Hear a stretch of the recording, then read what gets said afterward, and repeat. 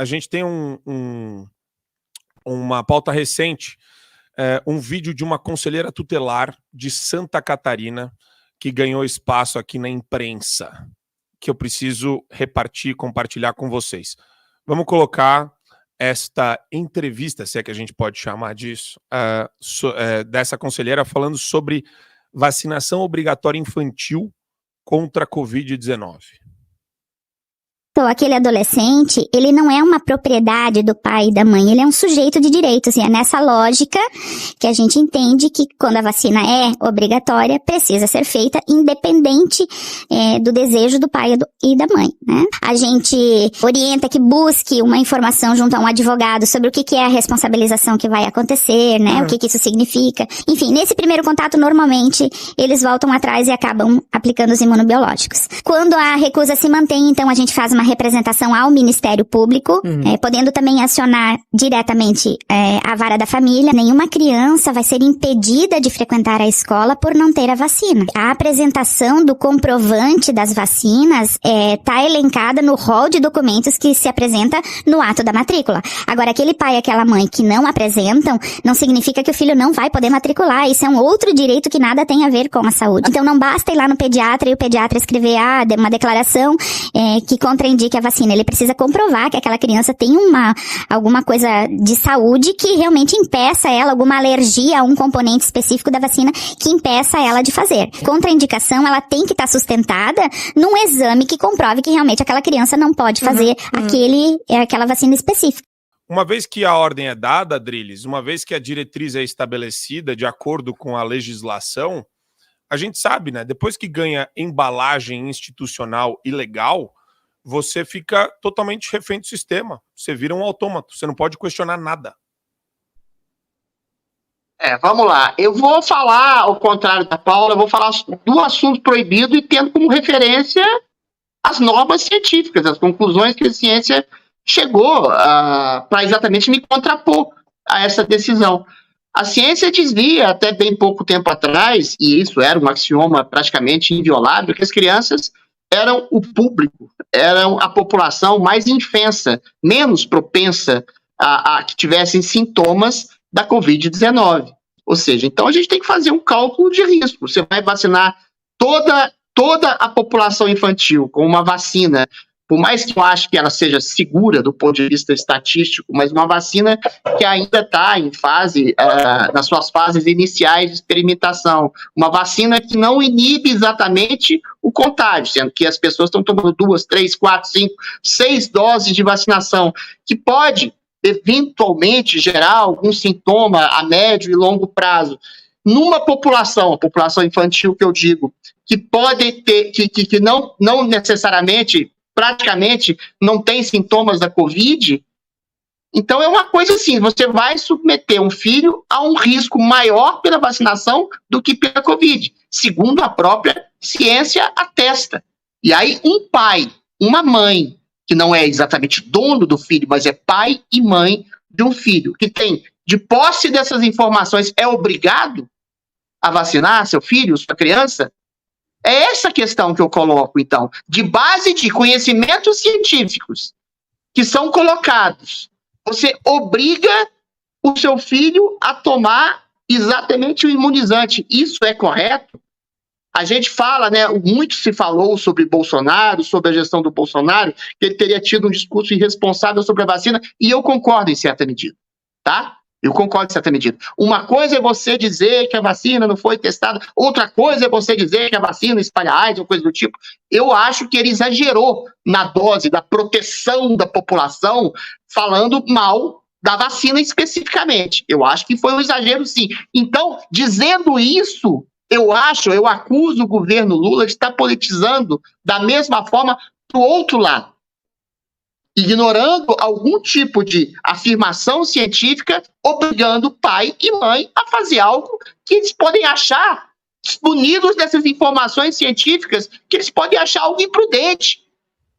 Então, da mesma forma que o Bolsonaro foi radical para um lado, talvez até anticientífico, o Lula está sendo anticientífico para o outro lado. E esse anticientificismo do governo Lula pode estar gerando algum tipo de risco para a população infantil e obrigando o pai e mãe a colocar seus filhos em algum tipo de risco, baseado na própria ciência que alertou e atestou para esse fato.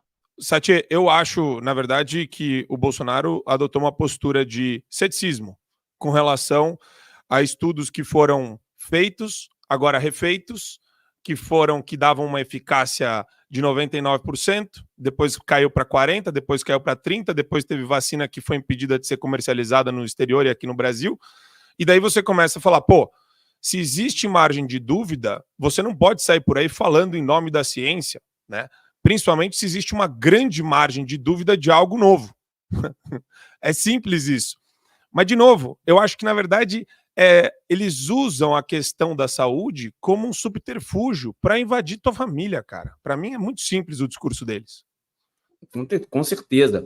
E fica evidente aí, né, o conselheiro tutelar, a análise da Paula Marisa foi perfeita quando disse que realmente o poder não deve ser dado a quem quer lacrar na internet, e sim quem tem a efetividade, a qualidade, o tecnicismo e a capacidade de legislar, de resolver e de brigar por pautas silenciosas como essa, saindo da like, saindo da seguidor, saindo da visualização, nada disso.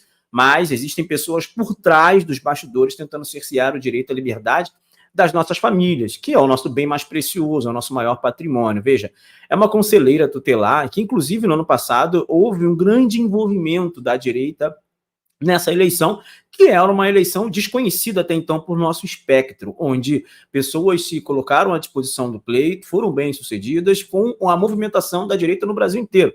Algumas eleições, inclusive, em razão da direita varrer o cenário do conselheiro tutelar nesses respectivos municípios, como a cidade de Belo Horizonte, por exemplo, teve que refazer a eleição. E olha que irônico, né? Eles não validaram a primeira eleição, tiveram que refazer a eleição, e a segunda eleição foi feita com papel impresso, para que tivessem certeza da quantidade de votos para cada conselheiro ou candidato ao conselho tutelar daquela cidade. Mas isso aí é um assunto para uma outra ocasião. Então, veja, ali você percebe claramente uma mulher desconhecida, possivelmente não deve ter nem seguidores em redes sociais, fazendo uma declaração extremamente absurda, onde ela diz que não necessariamente o pai é dono do filho. Olha que loucura! Nós ouvimos isso, que o pai não necessariamente seria dono daquela criança. Por quê? Porque se o pai não concordar com a vacinação, que é o meu caso, eu não concordo que o meu filho seja vacinado por uma vacina que, em primeiro lugar, e eu até vou discordar até com a Adriles também nesse sentido, porque o Bolsonaro, em nenhum momento, ele fez campanha contra a vacina.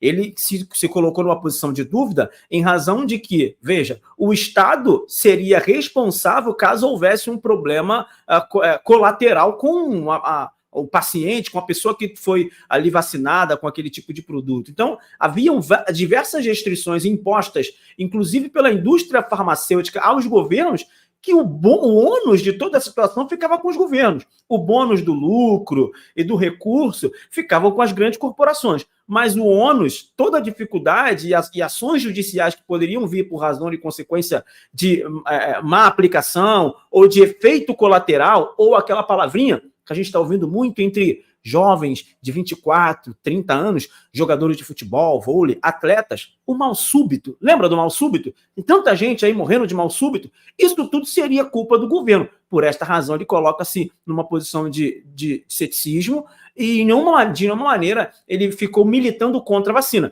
É óbvio que ele não ficou andando por aí com camisa escrito I love vacina. Isso também ele não fez, como muita gente fez aí. E por essa razão foi acusado de antivacina. Muito pelo contrário, nós já temos aqui, já repercutiu bastante, que o Brasil foi um dos primeiros países a vacinarem, a comprar vacina. Se não fosse a decisão prévia do presidente Bolsonaro e do governo, talvez nem vacina nós tivéssemos no período e no prazo estimado aqui, que salvou muitas vidas, inclusive. Então, veja, essa situação é uma situação complexa, onde o Estado quer tomar conta e dominar o nosso filho. Quer dizer o que eu, pai, você, mãe, você, Dona Maria, seu José, deve ou não deve fazer com seus filhos. Pode ser que essa senhora aí nem filho tenha. Olha que situação. Então é uma situação realmente muito complexa, tenebrosa e que dá medo. Parece uma coisa comum, Marco Antônio, mas é uma pauta muito profunda que precisa ser discutida. Para você ter acesso ao conteúdo integral do Fio Diário, é fundamental que você assine agora a plataforma e aproveite as condições que a gente tem promocionais para você ter todos os acessos aos programas. Adrilho sobre tudo, Marco Antônio em Direita, Além do Ponto G, entrevistas com personalidades nacionais e internacionais, óbvio, Show da Manhã e várias outras atrações do Fio Diário.